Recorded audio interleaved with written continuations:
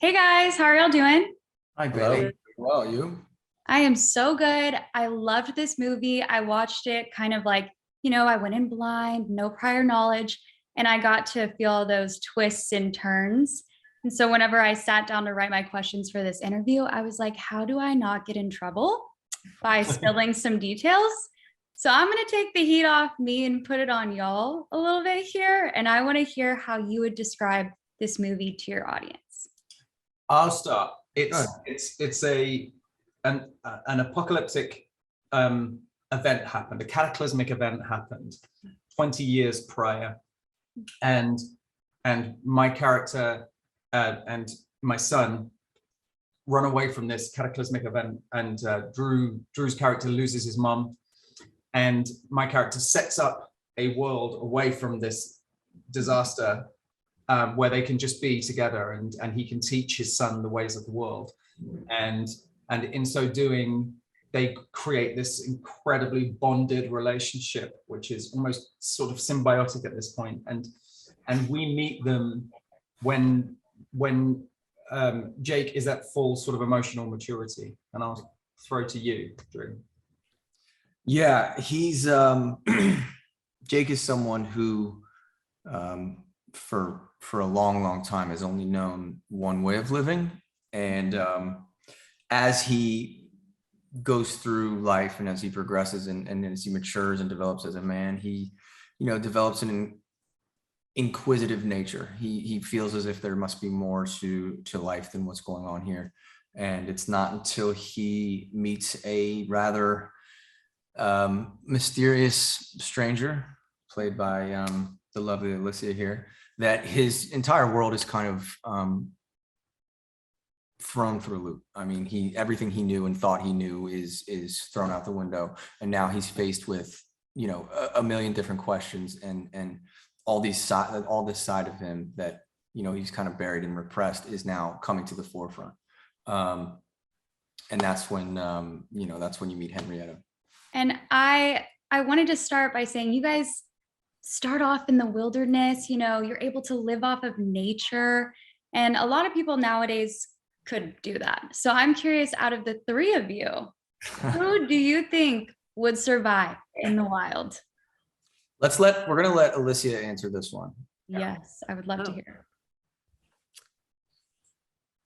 Oh, none of us. All of us. I think that She's a warrior. She would totally be able to take this. If she could take all her dogs with her and her son, She'd be happy.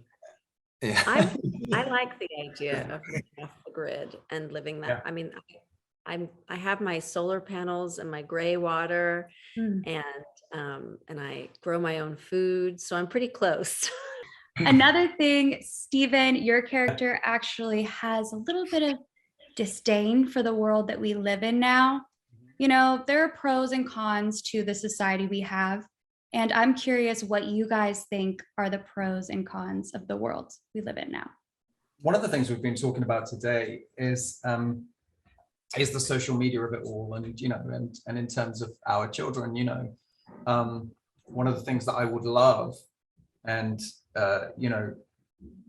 being up that mountain made me think about it a lot, was not having this access that we have to everybody's feelings and thoughts, and every single person having an opinion about every single thing.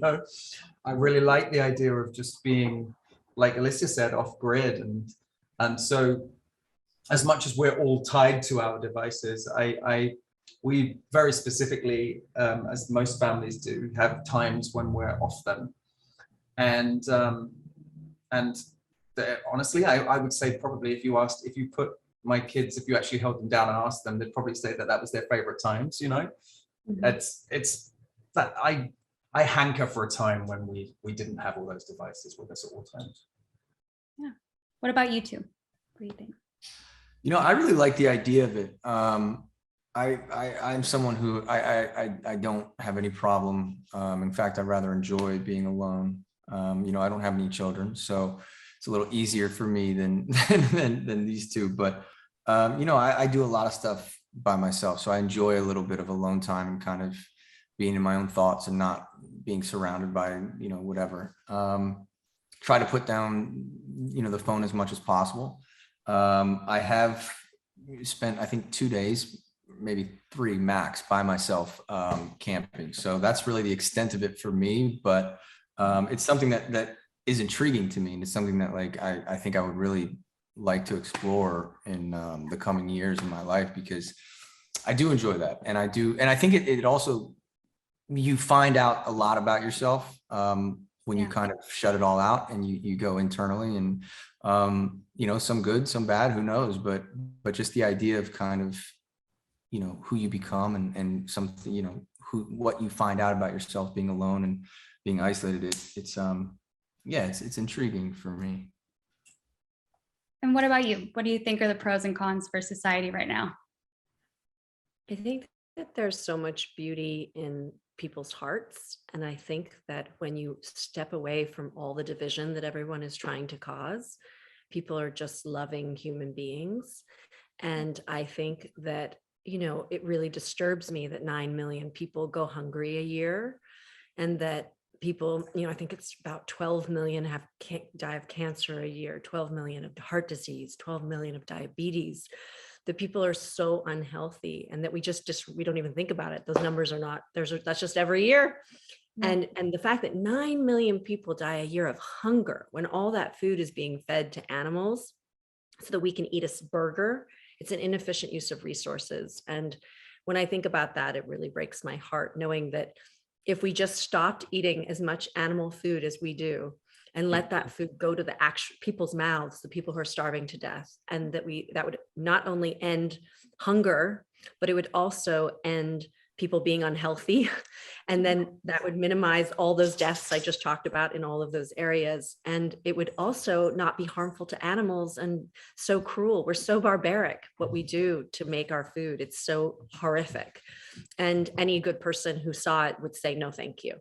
So those are the things that disturb me. And also just the fact that it's so difficult in today's world to get the truth. You have to be really committed, and most people don't have the time or energy to do their own research and really study things. They're being lied to, they're being manipulated, and people are just following along. And I think we really, really have to take the time to find sources you truly, truly trust.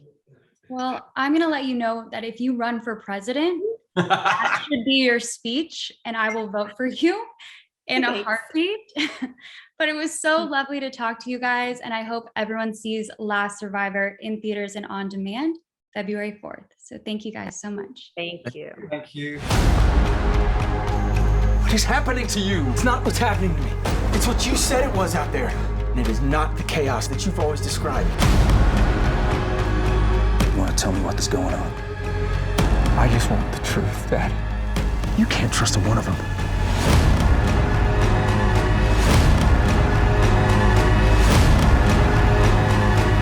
She lied to me. Please help. She needs to die, Jake.